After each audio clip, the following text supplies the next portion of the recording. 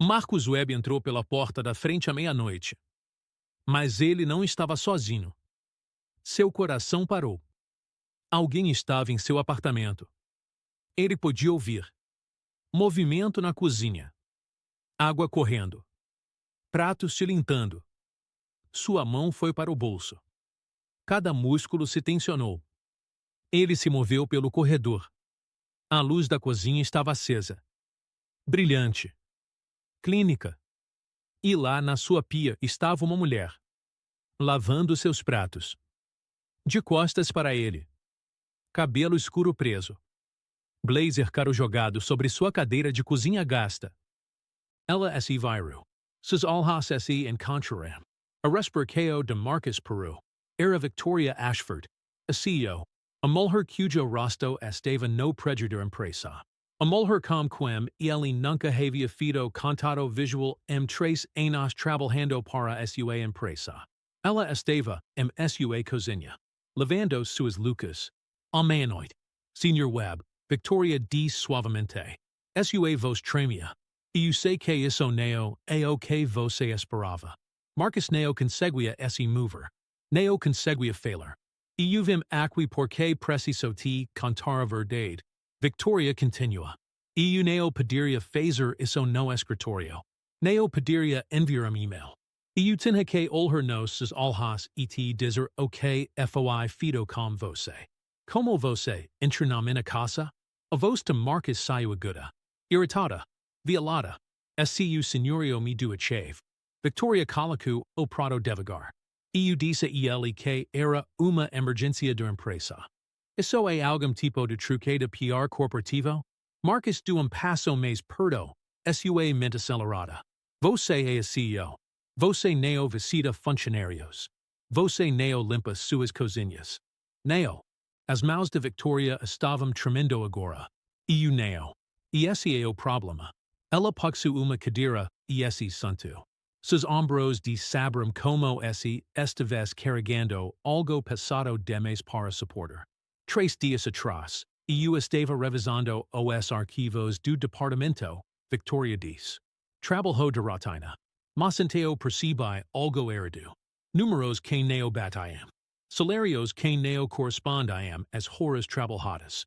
Enteo eu investiguei mais a fundo. Marcus sentiu su estimego apertar. Você sabe por que trabalha 70 horas por semana? Victoria perguntou.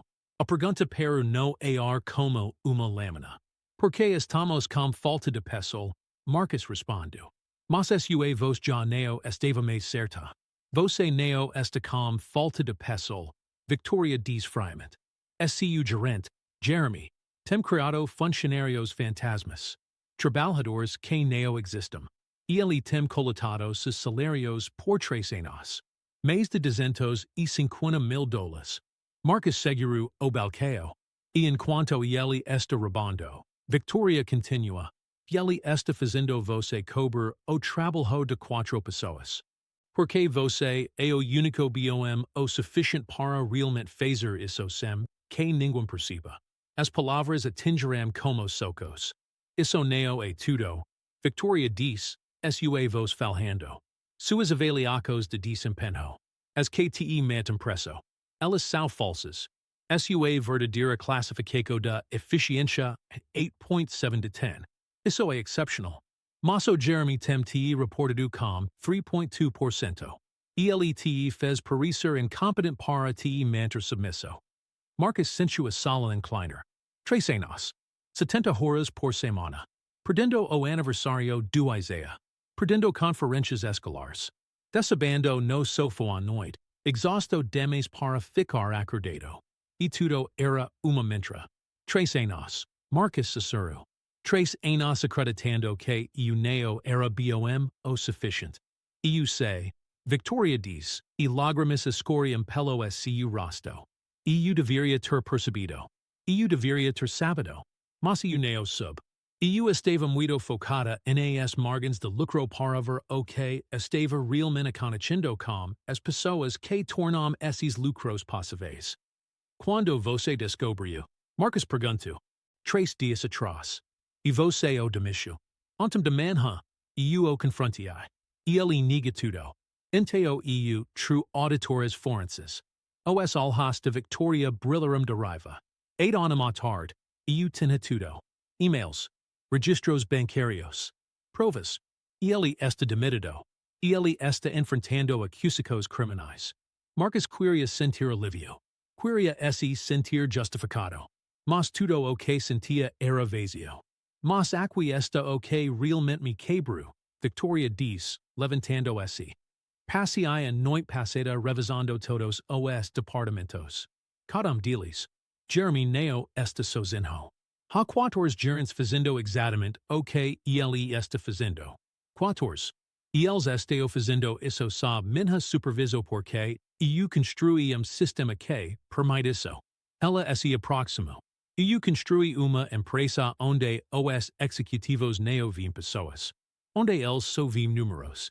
E eu dixi isso acontecer por venenos. Marcus estudo esse rosto. Procurando mentiras. Encontrando apenas devastaco. Por que vir aqui? Ele perguntou. Por que neo consertar isso no escritório? Por que quando eu li seu arquivo, Victoria diz, sua vos falhando. Quando eu six que você é pai solteiro, que perdeu sua esposa há 4 anos, que tem criado Isaiah sozinho enquanto é sistematicamente explorado pela minha empresa, algo dentro de mim esse quebro. Ela respirou de forma trêmula. Eu percebi que neo poderia enviar memorando. Neo poderia agendar uma reunião. Eu tinha que me colocar na sua frente e assumir a responsabilidade pelo que foi feito a você. O silêncio se estendeu entre eles. Eu encontrei algo no seu escritório, Victoria diz. Ela puxou uma fotografia. Era desenho de uma borboleta. Isaiah havia feito isso na terceira série. Marcus o mantinha guardado atrás do monitor do computador. Isso estava escondido na sua mesa. Victoria continua. Desenho de uma borboleta do seu filho. Eu percebi algo. Você mantive isso segredo porque não queria que ninguém soubesse que você tem alguém casa que depende de você. Alguém que você ama mais do que tudo. Porque amar alguém tanto assim te torna vulnerável. E a vulnerabilidade é explorada. Marcus sentiu seu peito apertar. Isso para agora, diz Victoria. Este aqui para te dizer que você estava certo. Seu filho é tudo. E o que você sacrifica por ele importa. O que foi roubado de você importa. A porta de frente se abriu. Passos pequenos. Uma voz familiar. Pai? Pai, estou casa. Queria te surpreender. Isaiah apareceu na porta da cozinha. Ainda com o uniforme escolar. Alhas arregalados. Confuso. Seu olhar puso Victoria. Pai, como aquela senhora? Amenta Marcus Giro. Como ele poderia explicar isso?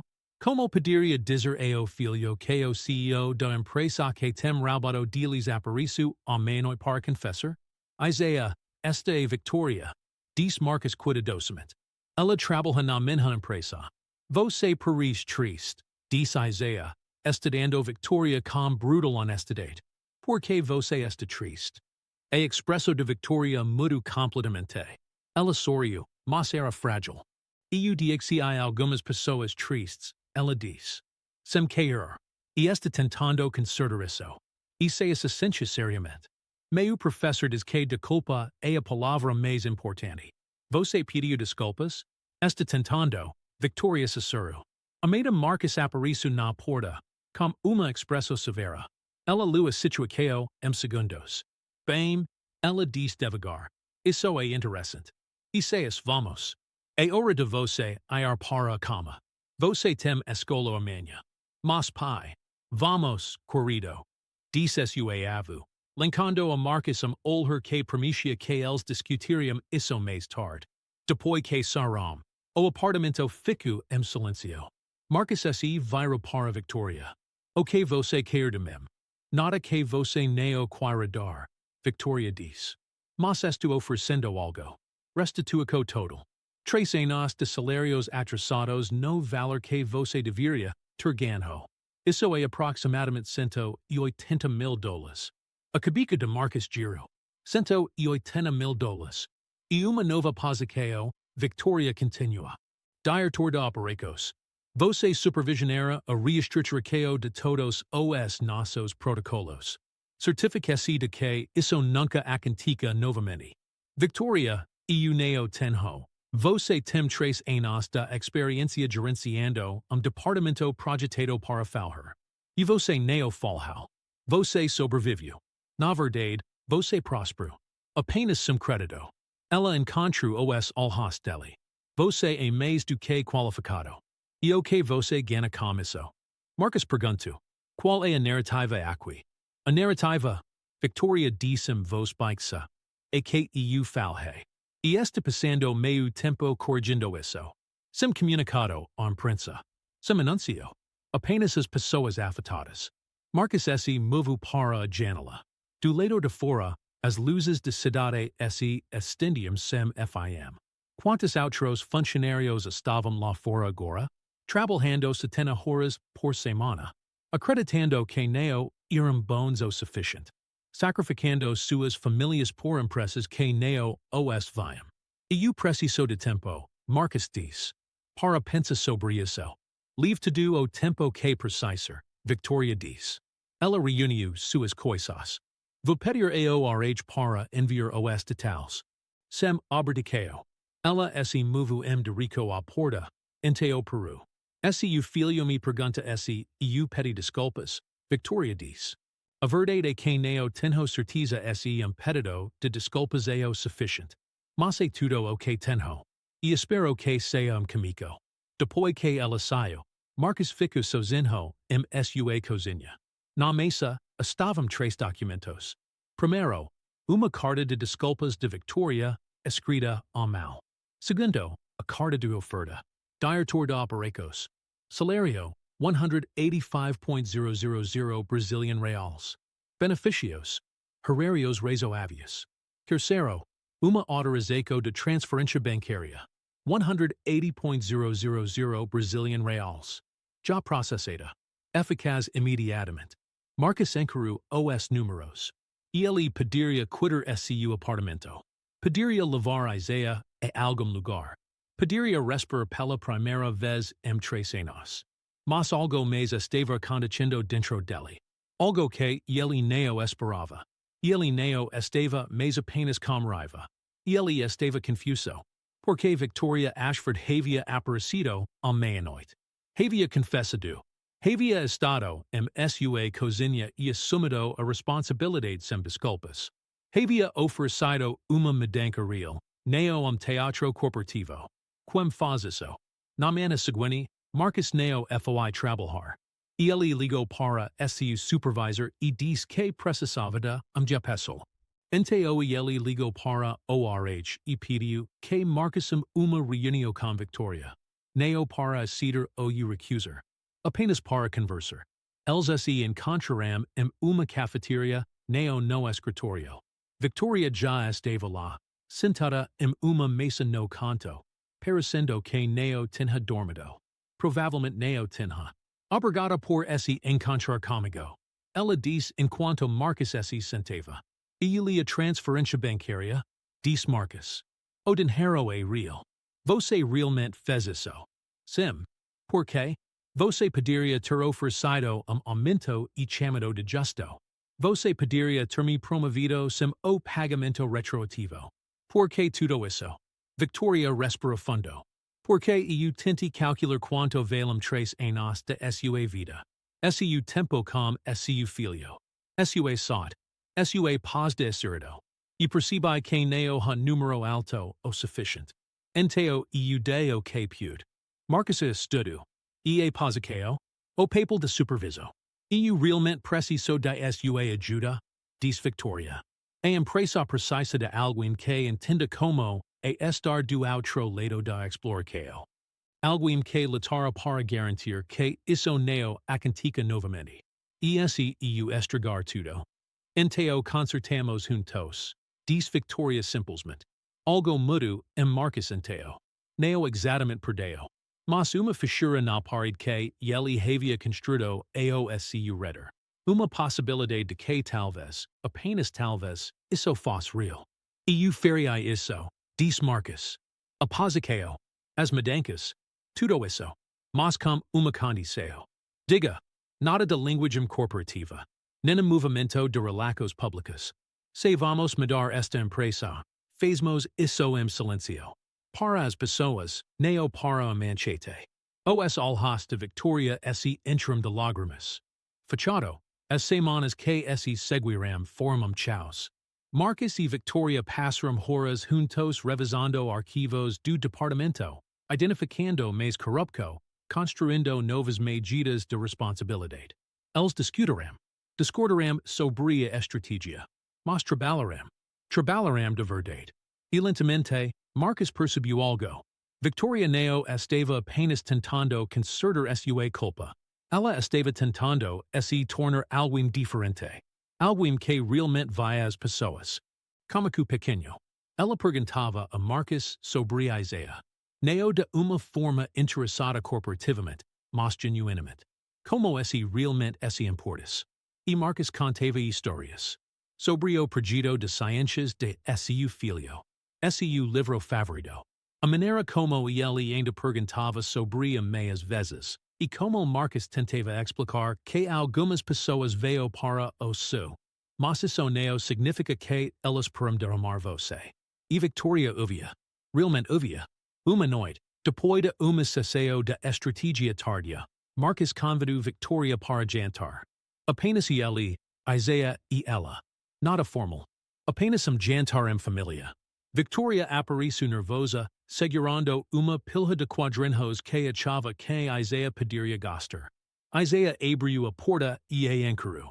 Você é a senhora triste, e ele disse. Victoria riu. Eco que sou. Você ainda está triste? Victoria se ajolhou no nível dele. Pouco, mas está melhorando. Meu pai me faz sentir melhor quando está triste, Isaiah disse. E ele cana piedos. Faz biscoitos e me dá sua assistira de senhos animados a mês.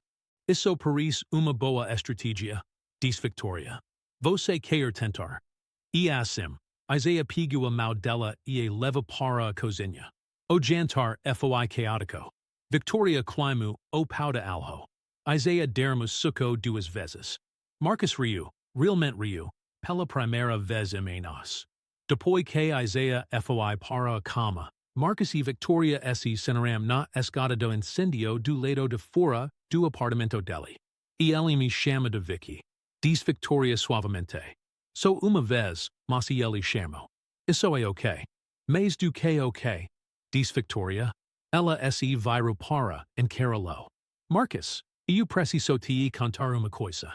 E eu preciso que você saiba que não está dizendo isso por culpa. Gratidão ou qualquer obrigação corporativa. Marcus esperou. Está-me apaixonando por você, disse Victoria. Por você e Isaiah. Pela família que vocês construíram. E eu sei que é complicado. E eu sei que há dinâmicas de poder serem navegadas. Mas eu não consigo continuar fingindo que não sinto nada. Marcus sentiu seu coração mudar. Estou apavorada. Continua Victoria. Apavorada que vou estragar tudo. Que vou voltar a velhos padros. Que vou machucar você ou Isaiah ou os dois. Bem-vinda a ser humana, disse Marcus. E ele estendeu a mão para ela. Isso é chamado de estar vivo. Nos 6 meses seguintes, tudo mudou. Victoria reestrutura toda a empresa. 4 gerentes corruptos foram demitidos. Quais 300 funcionários receberam pagamento retroativo. Os lucros da empresa realmente aumentaram porque, como se viu, tratar as pessoas de forma justa as fazia trabalhar melhor. Mas a verdadeira mudança aconteceu em 3 pessoas que passaram de quebradas inteiras. Pai solteiro aprendeu que era valorizado. Menino aprendeu que as pessoas podem aparecer ficar. CEO aprendeu que o sucesso não era medido em relatórios trimestrais.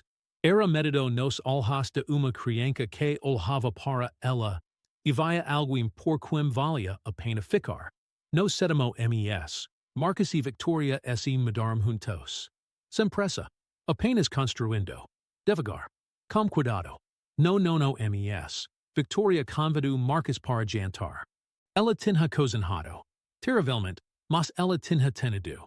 Isaiah Riu durante toda a refeição. Depois que ele foi para a cama. Victoria puxu uma pequena caixa de veludo. Eu sei que é rápido. Ela diz, como voz tremendo. Eu sei que não estamos juntos há muito tempo. Mas Marcus, quando está com você e Isaiah, eu sei exatamente como quero ser. Ela abriu a caixa. Dentro havia anel simples e elegante. Eu quero passar minha vida provando que eu escolho você. Ambos, todos os dias. Os alhas de Victoria estavam caios de lágrimas. Você quer se casar comigo? Marcus apuxu para perto e beijo naquela escada do incêndio. As luzes de cidade girando ao redor deles. Sim, ele sussurrou. Mil vezes sim. Ano depois, eles estavam no altar. Neo uma igreja chique. No centro comunitário onde Marcus aprendeu a acreditar si mesmo. Onde Isaiah para programas após a escola. Onde Victoria comicu a fazer trabalho voluntário. Ensinando educação financeira para crianças de famílias de baixa renda. Isaiah ficou entre eles, segurando alianças pequeno travesseiro. E quando o celebrante pergunta se alguém seo panha, Isaiah levantou a mão. Eu tenho algo a dizer. Anúncio seriamente. A salario. Eu eco que Victoria é a melhor pessoa do mundo. E este feliz que ela vai ser minha mãe. Victoria olhou para Marcus. Depois para Isaiah. E dabu completamente. O beijo no alter foi turno, real e caio de promessas. Enquanto caminhavam de volta pelo corredor juntos, de mãos dadas, Marcus, Victoria e Isaiah. Alguém na platia se para su companheiro. SEAMCO que perdu tudo para encontrar o que realmente importa. Mas isso não estava exatamente certo. Victoria não havia perdido nada. Ela finalmente encontrou algo. Uma família. Filho que a camava de mim. Parceiro que acreditava nela quando ela não acreditava si mesma. Lar. Anos depois, Marcus pensaria naquela noite. Aquela noite chocante e impossível que o CEO da sua empresa interim sua cozinha a meia-noite muda tudo. E ele contaria a história para seus filhos. Tanto o biológico quanto os aditados que truxaram para a família. E ele sempre diria a mesma coisa. Às vezes, a pessoa que te machuca é também uma pessoa corajosa o suficiente para admitir isso. E às vezes, se você deixar, ela se torna a família que você nunca soube que precisava. Victoria fundou uma instituição depois disso. A iniciativa de recuperação Ashford. Ajudou funcionários que foram explorados pela corrupção corporativa. Realiza grupos de apoio para pais solteiros. Treino jovens de origins de baixa renda para cargos de gesto. E todos os anos, no aniversário daquela primeira noite, Marcus e Victoria se sinavam na escada do incêndio, a mesma escada do incêndio onde conversaram pela primeira vez sobre o impossível. E eles diziam obrigado. Pela honestidade. Por segundas chances. Pela coragem de mudar. Por amor encontrado no lugar mais inesperado. Neo no escritório de esquina. Neo uma sala de reuniões corporativa. Mas uma pequena cozinha do apartamento. Onde uma mulher lava a louca de outra. E muda tudo. Às vezes a vida neo te dá o que você espera. Às vezes ela te dá algo melhor. Às vezes ela te dá exatamente o que você estava perdendo o tempo todo. Uma pessoa disposta a lutar por você. Uma família disposta a arriscar. Amor que vale cada cicatriz, cada dúvida, cada momento de vulnerabilidade. Esta é essa história. E é apenas o comico.